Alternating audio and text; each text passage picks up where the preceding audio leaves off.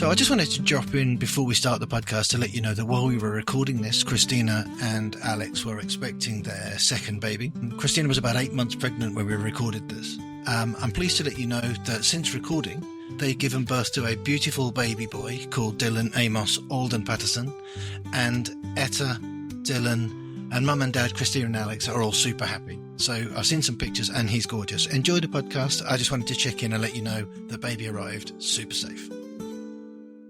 Welcome to the Folk My Life podcast. Each week we'll be sitting down for a chat with some of our favourite artists and musicians from the Folk My Life playlist. And if you haven't subscribed to our weekly playlist, you can look us up and follow the list on Spotify, on Deezer, or whatever you prefer, or just go to our website. And each week you'll get a whole new gorgeous folky playlist to enjoy.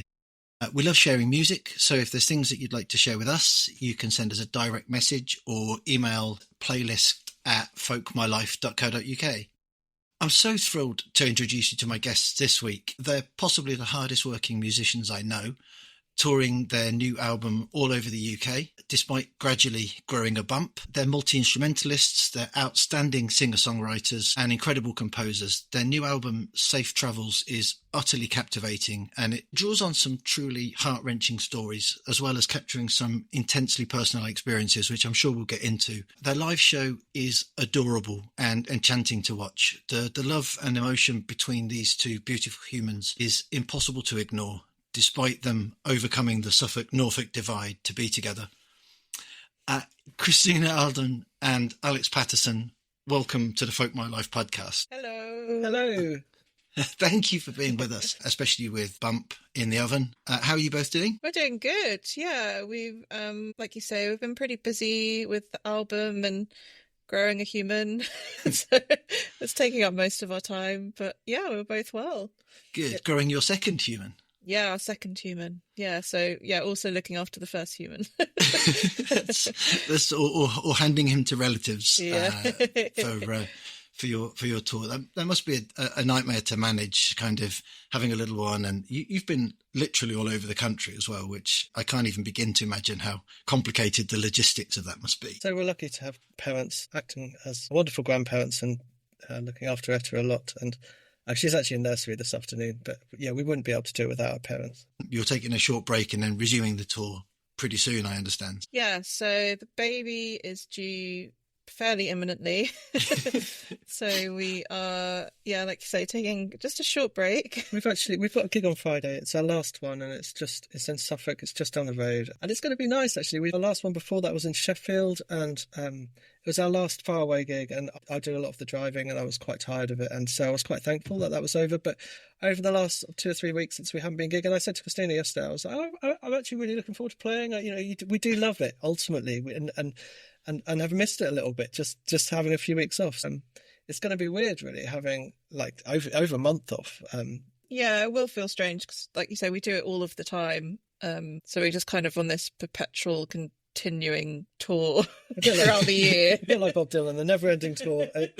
Apart from we're doing it because we need to pay the mortgage, not because... Yeah.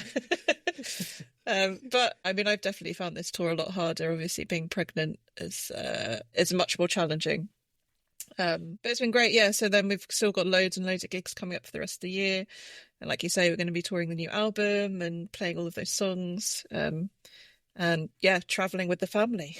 Yeah, so it's a bit different. So for the rest of the year, we mainly try to just book gigs that are in a sort of a fairly short radius of where we live, and just because we have to bring a parent along and our daughter and the new one as well. And logistically, we just try to keep it closer to home and sort of ease back into it. I remember when we started gigging when we first had our daughter, and the first couple actually were local, but then we were like, it was middle of summer and we were like driving 5 or 6 hours either way. We were in a hot car with my parents or Christina's parents and our daughter, and it was hard. And so we've learned from that, and we've like, yeah, sticking local this time. I mean, you guys carry a lot of kit too. I mean, I've seen your stage setup. There's 5 guitars. There's kit everywhere. I mean, that must be a huge menagerie to try and get into the car with children and parents. And it's kind of like Tetris, really.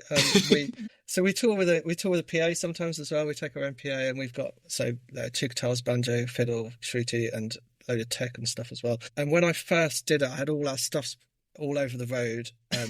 And I managed to get it in. It took me ages, like trying to find the right combination. And then I took a photo of it. It's actually on Instagram. You can go and have a look at it.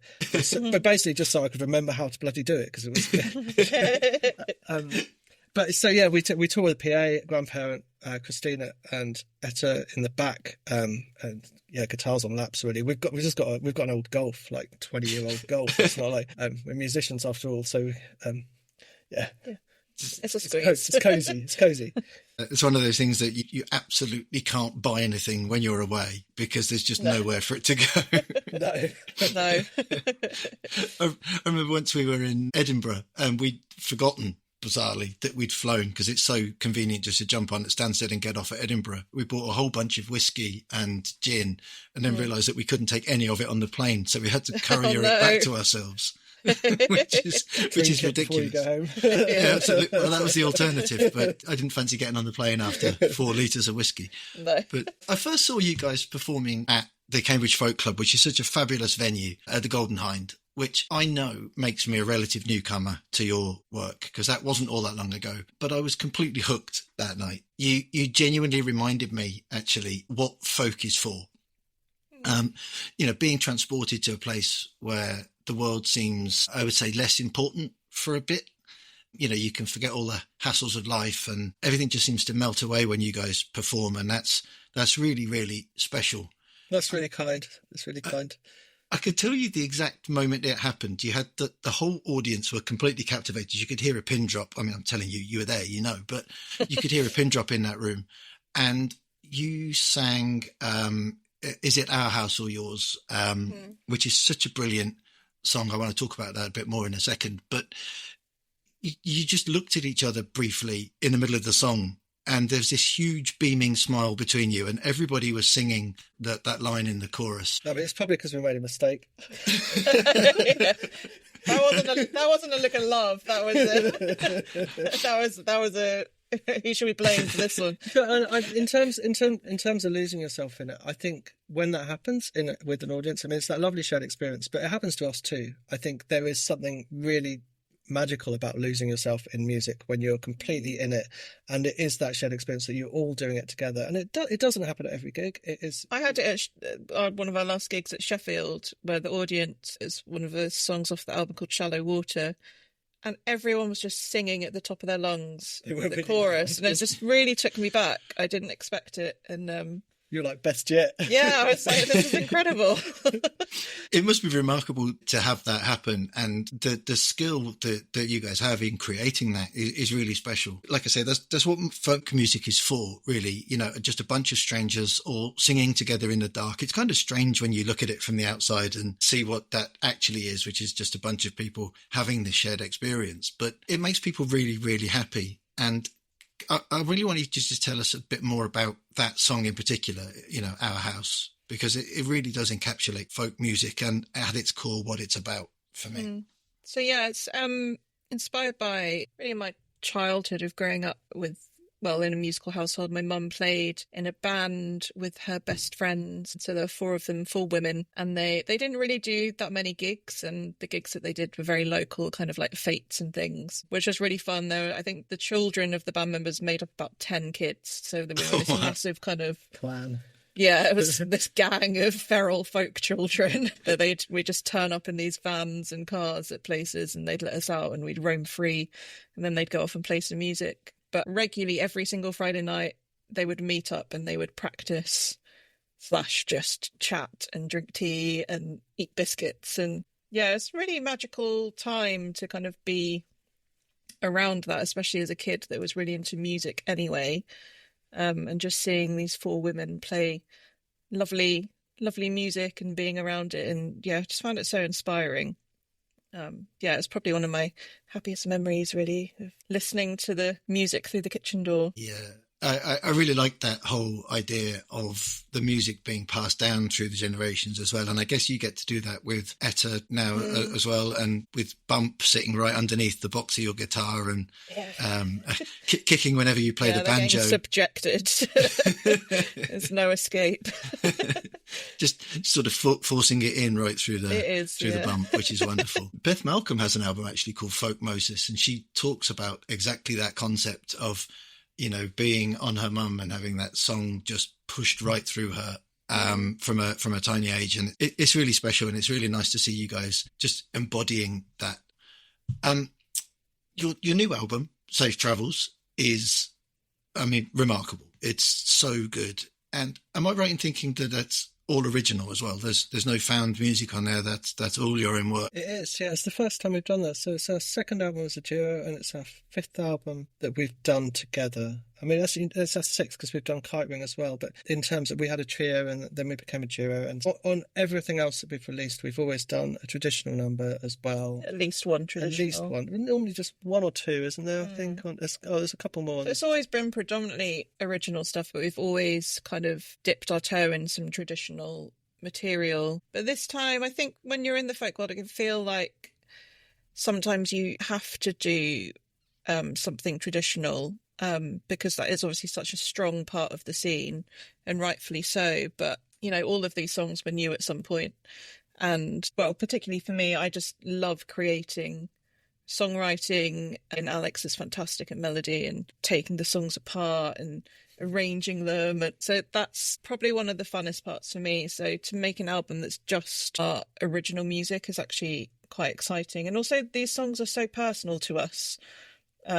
I don't think, you know, there are traditional songs we could have put on the album, but they just didn't feel like they would fit with everything else. We nearly kind did, of the themes that we were going to say. We recorded a traditional song, The Mountain, Going Across the Mountain. It just didn't fit with the album. It didn't work with it. So we often do that when we make a record. I think we recorded 14 tracks for this record, and we used 11. For me, it's really about trying to make a piece that's really cohesive, that really works together, and all the tracks need to sit together. It's not that those other tracks weren't good enough. We may well use them for something else, but they just didn't sit as a piece. That's probably us just overthinking it and trying to put too much attention to detail into something. But back to the fact that it's all original, it wasn't a thing that we thought this is what we're going to do. It's just how it evolved into being like that.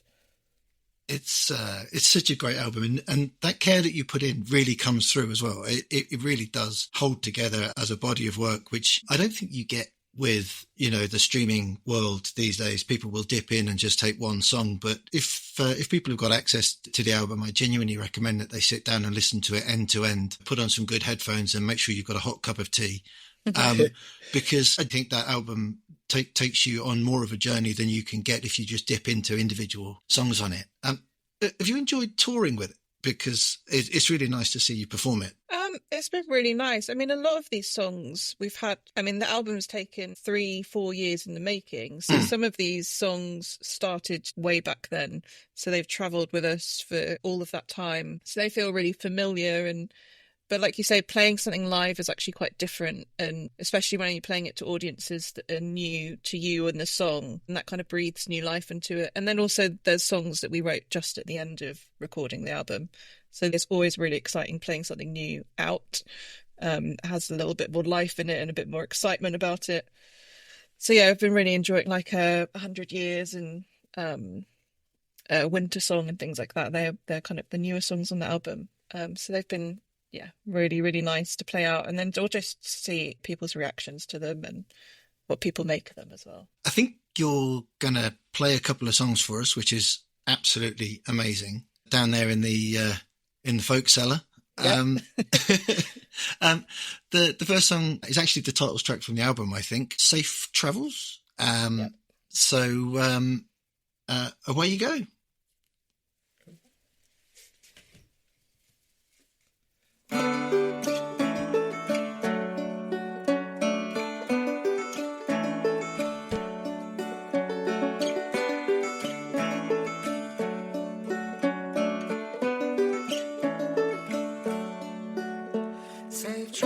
Safe travels, wherever you go.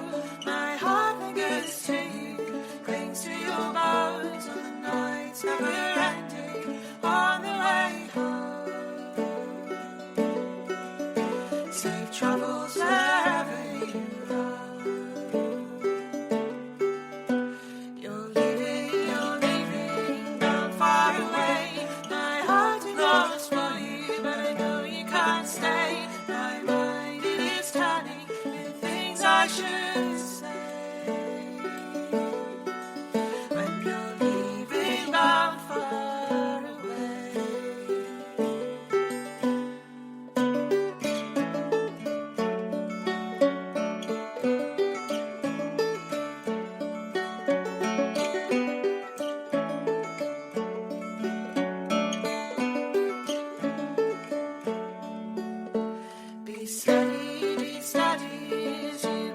long. May the wind fill your sails as it carries you on. The road's never ending when you're alone. Be steady as you move along. Go slowly with these tired eyes. Take care of these wheels, stay safe in the lines, and roll back to my arms like the softest of time. Go slowly now, tired eyes.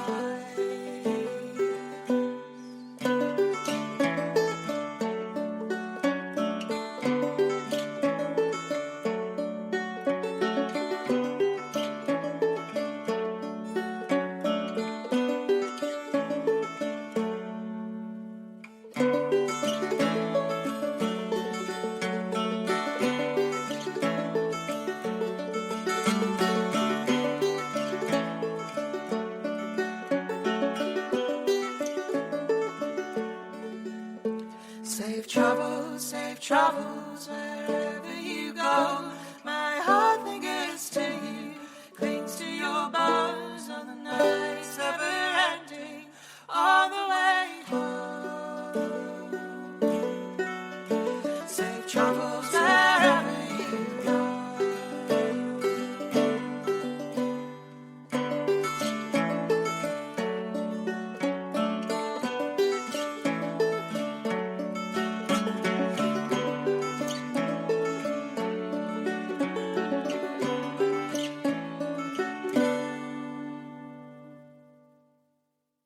My gosh, you guys are sounding so good. That was incredible. Thank you. Well, thanks so much. That's got goosebumps now. That was really special. Can you tell me a bit about the song? Because that's such a gorgeous song. Yeah, so again, this is a relatively new song in terms of the stuff that's on the album. It's just about wishing safe passage for your loved ones, really, which feels a really kind of, I think it probably always feels like an apt time for wishing that, whether it's, someone close to you or people having to travel across seas and continents. And also just for us on a personal level, with the jobs that we do, spending so much time away from home and, leaving people behind. And it's kind of that there's so many songs about the traveller and their journey. And I think actually a lot of the time, it's a lot harder being left at home, kind of wondering how that journey's going for somebody, being the one left behind. So I kind of wanted to write a song with a little nod to that. It wasn't too melancholic, but kind of had, a kind of hopeful element to it as well. I think it really works for that. And there's definitely not enough songs for the people that stay at home when you go away. So yeah, like I say, the title track for the album, Safe Travels. I've got my copy of the album right here. It's absolutely gorgeous. And these are hand printed, right? I'm showing this. It's an audio-only podcast, so if you're listening to this, you can't see me waving this beautiful object around. But yes, they're all hand printed. Christina did it's actually an illustration. This one, and then had it made into a stamp, and we hand stamp every single one. It takes quite a long time.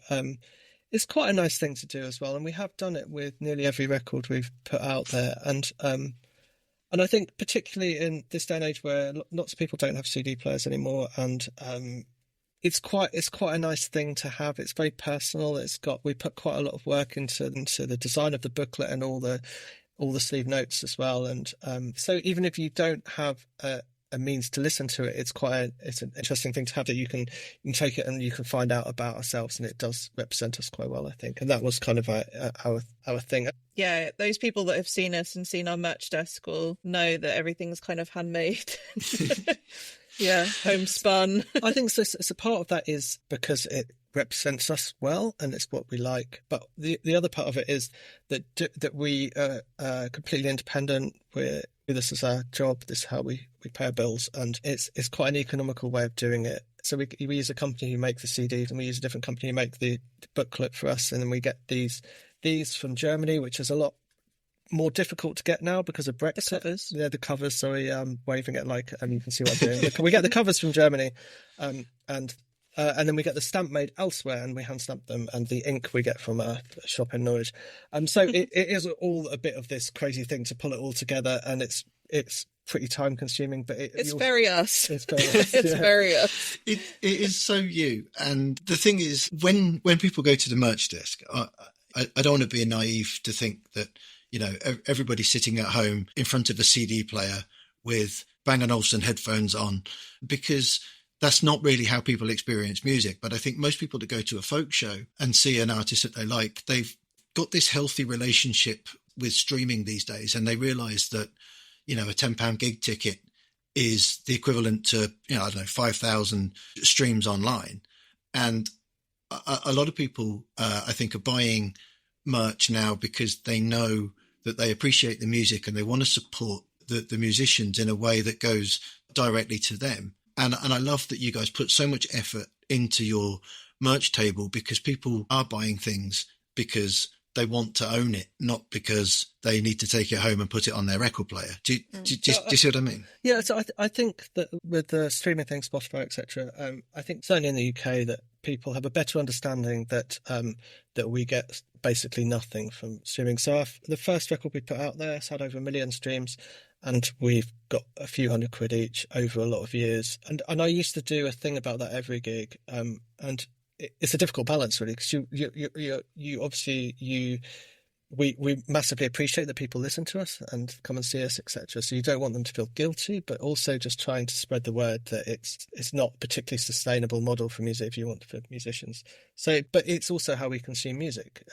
That's how we listen to music, but we also do buy CDs when we go and see bands, or if there's bands we like, because it's a great way of supporting them. And I think it feels like over the last few years that people's attitude towards that has changed as people have started to realise that musicians don't get paid from it, and buying a CD or coming to a gig, like you say, is a good way of supporting artists. This feels like I steered it round to be a shameless plug, and I genuinely didn't, because I wanted to talk about your artwork and your album and your lino cuts. But that's kind of the point of the playlist that we put out, in a way, is because the algorithms with these streaming services don't serve up anything that isn't mathematically identical to something that I've already listened to. And I try to mix up the list so that people do discover music that isn't being served up by the algorithm. And the idea is that hopefully people will discover something that they like, and then they'll add it as a follow.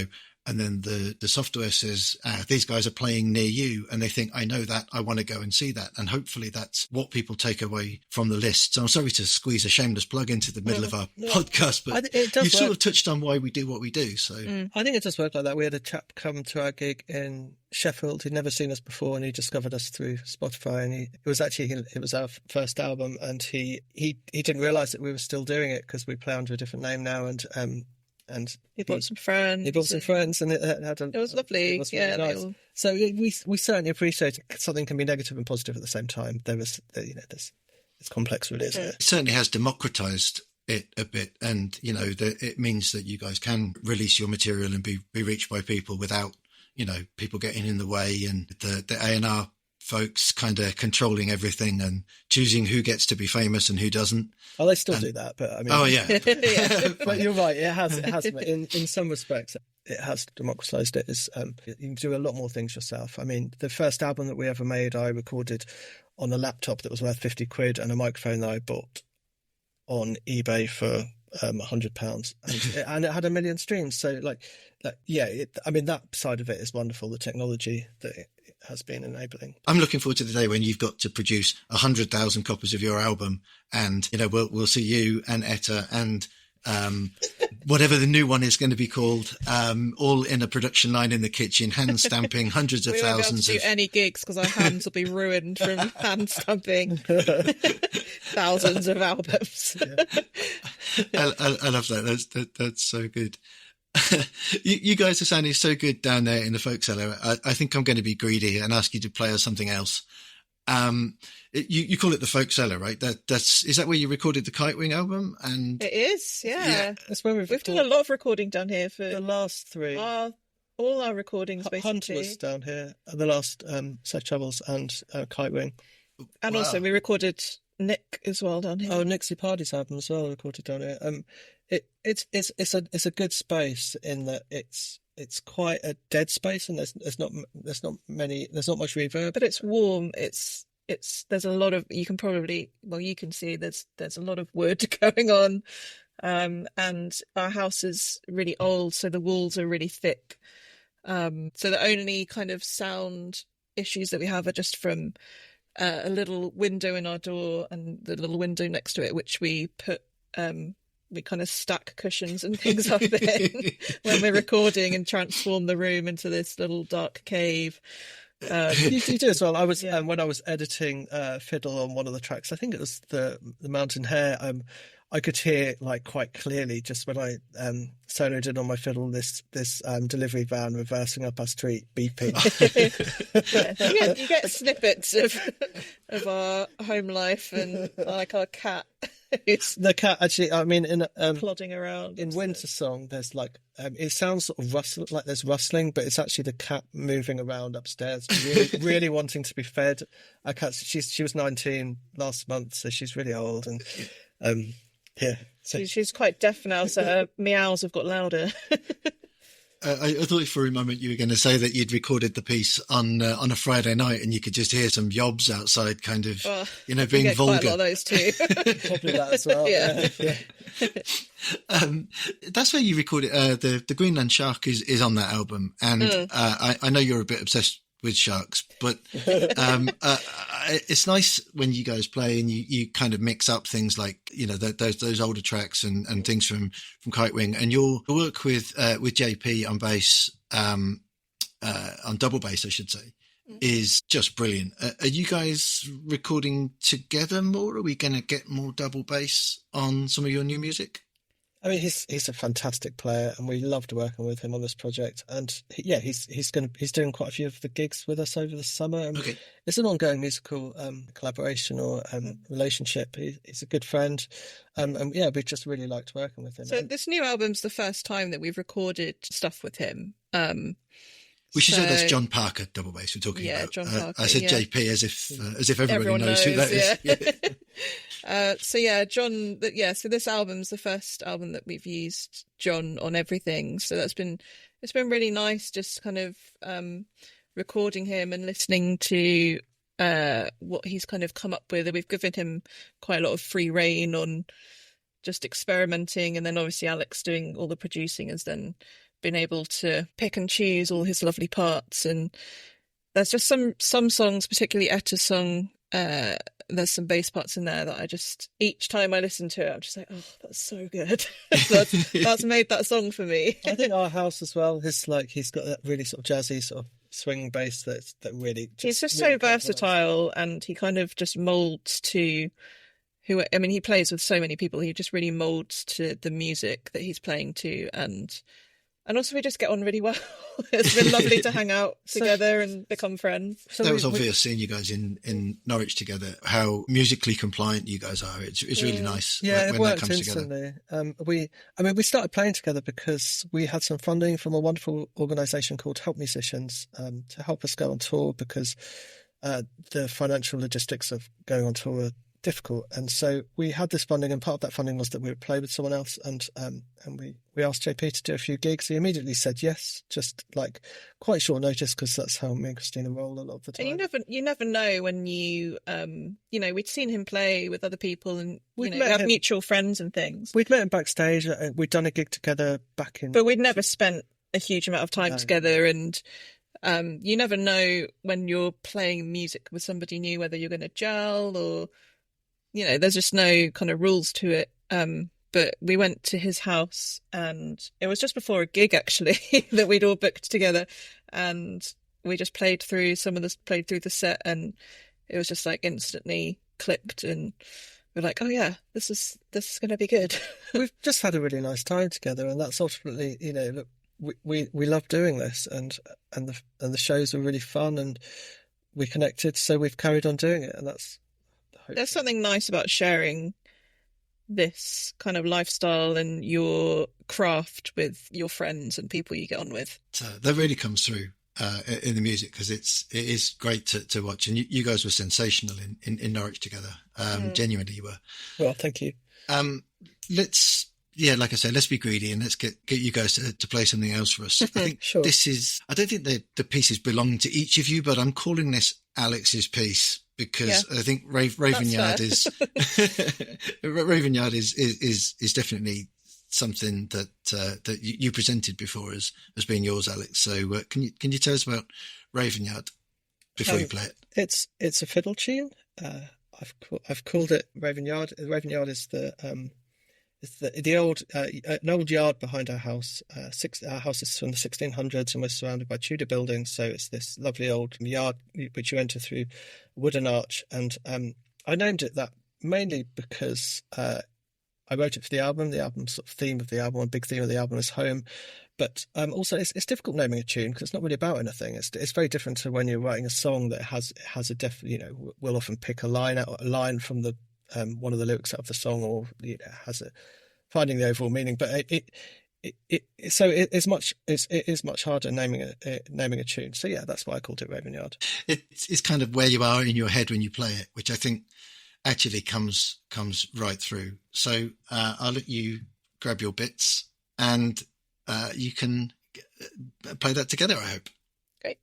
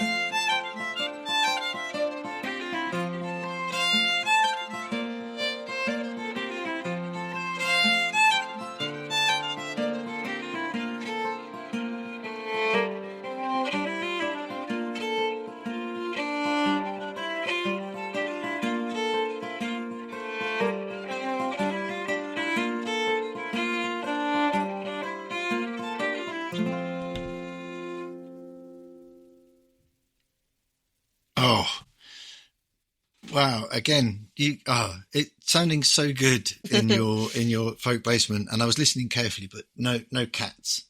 No. But that is gorgeous. And having a few pieces like that where you can just sort of sit back and take stock of the album, I think it just binds everything together. It's such a gorgeous track. I mean, that was the intention. We wanted something to break up the songs that was a little bit different. And we have put a tune on, I think, at least every album. I think with writing, and the same with Christina, that we tend to just write and let it sort of come quite organically. And I did really try and actually write something for the album this time with having that on my mind. And I think 100 Years was a bit more like that as well. I think some of the later songs and tunes, that we were looking for, the shape of the album was starting to become apparent. And I think we were like, what's going to fit well with everything else? And like, write a tune is going to fit really nicely in here. Let's write that. This type of song is going to fit really good in here. Let's write something along the lines of this. They weren't necessarily going to work, but luckily they did. So we kept them. You made it sound earlier, Alex, like a filler almost, and it isn't that at all. It genuinely, especially after Etta's song and Winter's song on the album, it just gives you a chance to sit back and just sort of take in and process and just consider things before you get started again with the words. And it's such a great album for that contemplative sort of time for yourself. Like I said already, I really hope people get a chance to listen to it from end to end in the way that you guys put it out, because it's such a good way to enjoy it. When you played in Norwich, one of the most spellbinding things I've seen in a long time was working with the live artist Chris Riddell. And I was really interested to know how that came about, and how do you feel about being part of that project of Chris Riddell's live illustrations? I mean, Chris is just, he's incredible. If anyone that's seen his work, I would say probably most people have seen it, even if they don't know that they have. Mm-hmm. He's just incredibly talented. And we first met Chris years and years ago when we did a gig in Brighton, in an old toy museum, and they put folk gigs on there, and he was kind of part of those gigs and did drawings and illustrations, and we happened to be doing a gig there, so he did some drawings for us. So we first met him there, which was lovely, and then years later we were playing a gig up at Deepdale in North Norfolk, and he was doing some drawing for somebody there, and his wife bought one of our albums. She's a lino cut printmaker, and I guess she liked our lino print on our album. And then before we knew it, he'd sent us a message being like, I'm really enjoying your album.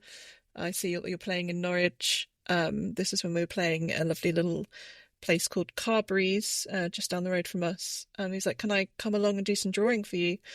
And I said, yes, please. That would make my life. And he did that. And then it just went really well. And we had such a nice time together. And he said, if you ever would like me to come and do drawing again, then please let me know. If I'm available, then I'm there. So he did, we did a show in Norwich at the end of last year around Christmas time. And he came and did that then, which was also at the Art Centre in Norwich. And that was just such a magical experience to have his drawings on a massive screen behind us while we were playing. And we thought, we just wanted that for the album launch. It was just because so many of our songs and things are about stories and storytelling and the imagery, and our whole kind of presentation of the artwork and everything that goes into our music and creative side is also artistic. So it just felt like such a good thing to put together. And also he's just lovely. So it's really nice to have him there. Just added another element to the show that I think could kind of bring our songs to life a bit more. I actually found it really emotional because I wasn't worried about it, I guess. I didn't really know what to expect when I knew that was going to be part of the show. And what really blindsided me was how emotional it was to hear the music and to see it interpreted by Chris's amazing drawings, and see the drawing almost peel out through the song. And for those people listening who've never seen a show with live drawing, Chris pretty much completes, I don't know how he does it so perfectly, but he pretty much completes a drawing in the time it takes for you guys to play the song. And just to see the inspiration take him and to see the drawing kind of emerge as the story unfolds is absolutely spellbinding. And if you ever get a chance to see a show with live illustration, I would genuinely recommend it, because it adds something to the live experience that I didn't think really was possible. It was a big show. It was sold out in Norwich, but it just made it so intimate to bring the images and the stories and the songs with the stories that you guys tell at the same time. Just brought the whole thing together, and it was actually quite overwhelming. Sorry to gush about it, but it really was. I think we felt similar. Same, yeah. I mean, you were facing the wrong way. You were. I know. I wanted to turn around.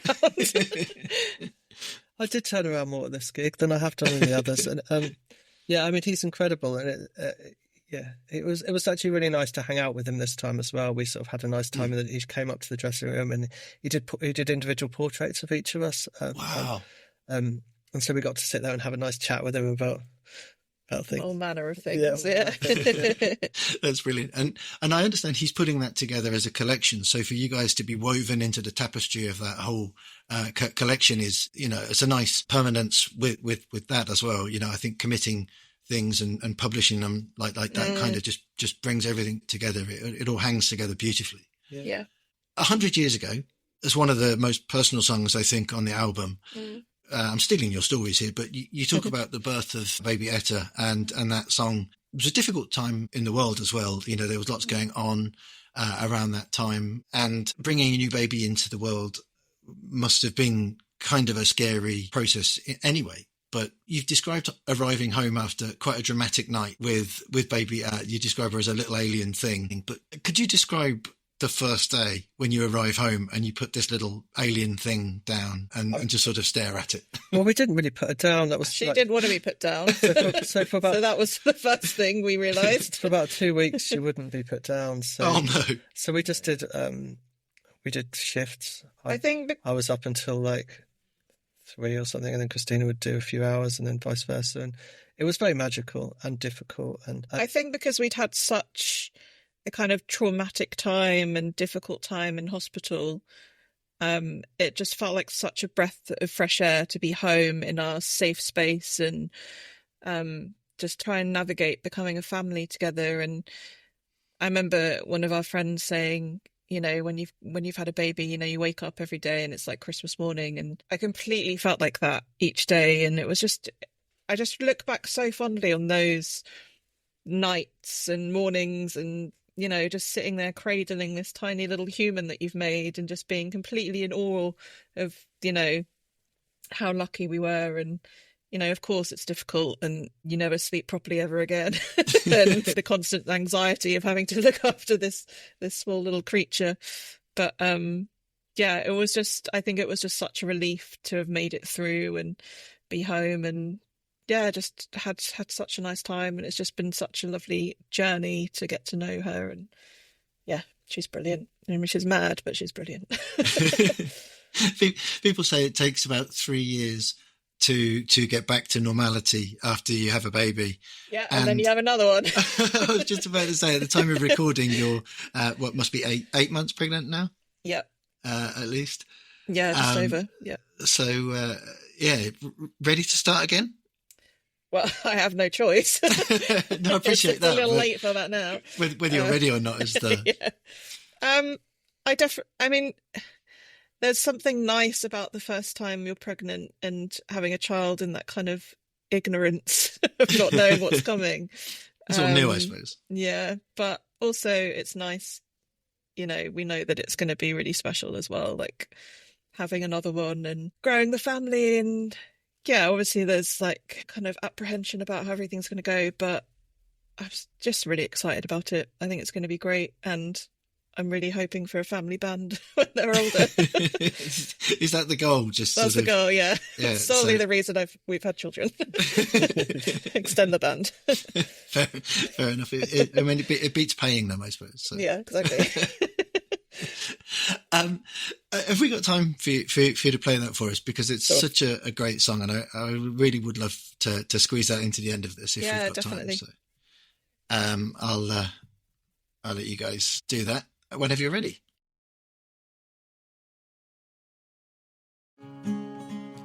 The quiet of the morning came to me in the wake of a February storm. The light of the day came creeping in when the wind blew you in from the cold.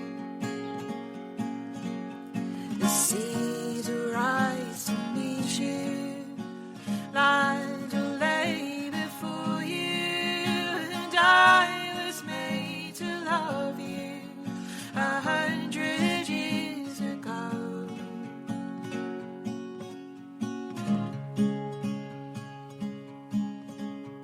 The quiet of the morning came to me in the dark of these hospital walls, and I laughed to piece myself back there, wrapped up in the needles and wires. The seas will rise to meet you, land will lay before you, and I was made to love you 100 years ago.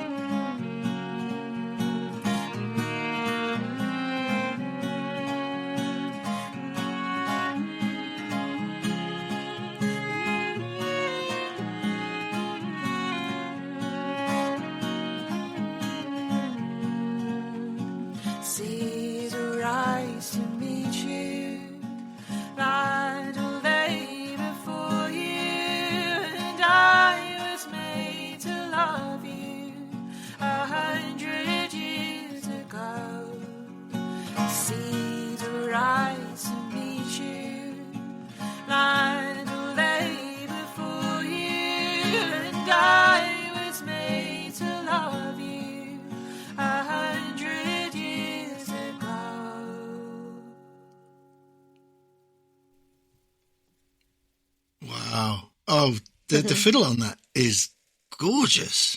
Yeah, I love the fiddle on that too. It's such a beautiful melody, and your harmonies are so good today. I can't thank you enough for playing that. Oh, I've got goosebumps again. Sorry. That's wonderful. Look, guys, thank you so much for giving us your time and for spending time to talk to us. Before you go, I really want to ask you for a couple of your favourite songs from your own back catalogue. When we put the podcast out, we'll include a playlist with it, and I'd like to include a couple of things that are really special to you that perhaps either don't get the attention that you think that they should, or things that are really special to you that you want to make sure is on your list. So what would you recommend? So I'm going to go for Moonsong, which was actually part of our trio album, but it was a song, probably one of the very first songs that I'd written kind of for this project. Yeah, for this project. And yeah, it was written so many years ago, and I remember exactly where I was when I wrote it, and it was just, it's one of the songs that's done really well online, and we've just played it over these years, and it's still kind of... It's had 1 million streams, I think, that song over the so it still holds something special to us. It's called Moonsong, and it's just written in ode to the moon, really. I was just so happy with the melody and how it turned out, and yeah, that's always a song that I think I'll always enjoy playing and listening back to. As you're a duo, I'm going to have to give Alex the other choice. Yeah. So. Well, okay. Or if it's anything like my relationship, Christina will tell you what that will be. So he can make his own decisions. As long as it's the right one. Oh yeah, obviously. I'll go for Hunter, because it was the title track of our last album, and it was the first. That was the first record that we just put out. That was just the two of us, so that was really special. And I still love playing that song, probably more than any other song. It's great. Still probably one of our most popular songs to play. It's just really enjoyable. It's a really cool hooky melody, and it's fun to sing. So yeah, it's a Hunter.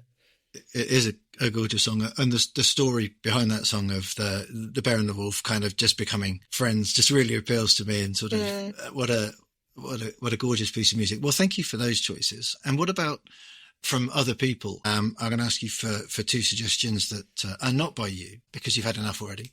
Just something that you think other people should be listening to. We'll put them in the same playlist with yours when we put it out. So, have we got two each or just one?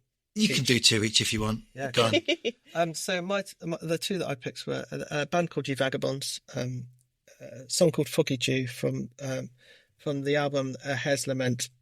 They're two brothers from Ireland. They sing beautifully together, and it's that particular song is my reference track that I've used for the last two albums while I've been doing producing. I will listen to that, and I just think I just love how it sits sonically. It's so complex and yet so simple, and everyone should listen to it. It's beautiful. So choice one is The Vagabonds. Ye Vagabonds, and it's called The Foggy Dew. That's The Foggy Dew. Okay, and my second, as soon as I'm indulging you. Thank you.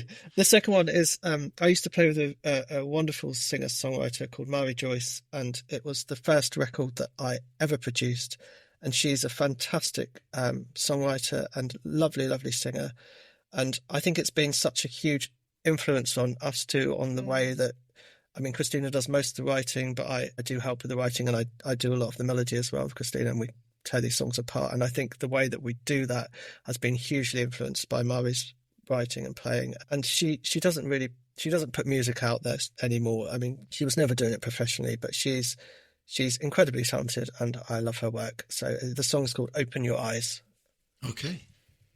Thank you so much. And Christina? Yeah, I mean, I'll second both of those because I love both of those songs and those artists. So I'm going to go with an American artist called Justin Townes Earle, who's not actually with us anymore, but I was lucky enough to see him. I've seen him perform twice, and he was such an incredible guitarist, and his songwriting style just really kind of influenced the way that I thought about my own songwriting, particularly in storytelling. So the song I'll pick for that is called Lone Pine Hill. And and it's a song that I always return to, that I've loved learning to play. It's one of the first songs we played together. It's one of the first songs we played together. And yeah, I mean, his guitar, just everything about him is brilliant. I could listen to him all the time. And then I'm going to choose something older, which is probably a little bit obvious. It's a Nick Jones song called 10,000 Miles. Oh. Which I just think is probably one of the most beautiful songs ever. I just think the melody, there are so many different versions of this song. It's a traditional song, but I just think his singing and guitar playing is incredible. But I just think this is such a beautiful song. We did our own version of this, and we saw also Coop Boys and Simpson play this at a house concert, and I mean, their harmonies singing that song was just, yeah, it was incredible. And I just think it's a beautiful song and everyone should listen to it. Hopefully they will. Thank you so much for those. We're going to put those on the playlist with a little selection of other bits and pieces from you. So hopefully that can sit there forever as part of this. I'm going to ask you for a Folk My Life moment as well. Mm-hmm. Everybody's got them. I once called in a past life a customer. I called him Ian for an entire meeting and then asked for his email address, which was peter.something at. No. He didn't correct me for an entire 2-hour meeting. So that's a Folk My Life example for you of mine. Do you have one?